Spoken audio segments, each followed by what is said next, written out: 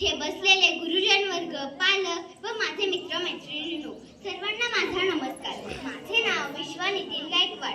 मी इयत्ता 3री मध्ये शिकत आहे. मी माझी आई या विषयावर बोलणार आहे. तुम्हाला माहिती आहे का, आई या शब्दाचा अर्थ काय? मी सांगते. आ म्हणजे आई, ई म्हणजे ईश्वर. आई या शब्दात फक्त 2च अक्षरे आहेत, पण या शब्दात इतके सामर्थ्य आहे. आई साऱ्या दैवतात आई हे दैवत थोर आई आहे.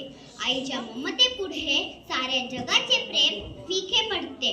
पहिला शब्द जो मी उच्चारला, पहिला घास जिने मला भरविला, 9 महिने जिने मला पोटात वाढविले आणि आजारी असताना अंथरुणाशी रात्रंदिवस काढले, ती म्हणजे फक्त माझी आई आहे.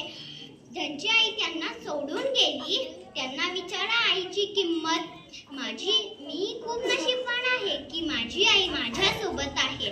माझी आई माझं सगळं करून देते. मी माझ्या आईवर खूप प्रेम करते. सकाळी उठण्यापासून ते माझा नाश्ता, जेवण सर्व काही आई करून देते. आई ईश्वराचे दुसरे रूप म्हणजे आई आहे. आईच्या ममतेपुढे सारे जगाचे प्रेम फिके पडते.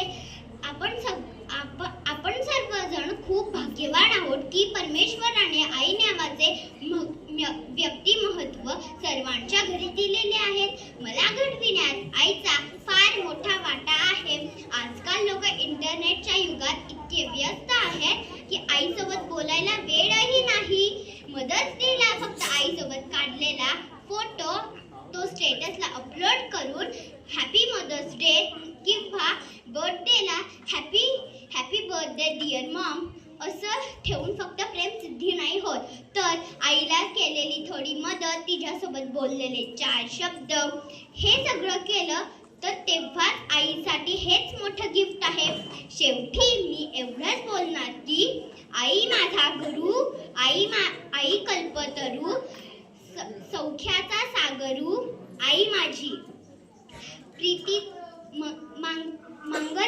मंगल्याचे सार, अमृताची धार, प्रीतीचे माहेर, आई माझी आई तर ही जमीनच आहे, पण दुसरी आई आहे माझी सावित्रीबाई फुले. मला एकच आई आहे, पण या पूर्ण पृथ्वीची आई तर सावित्रीबाई फुले आहे. जय हिंद, जय महाराष्ट्र.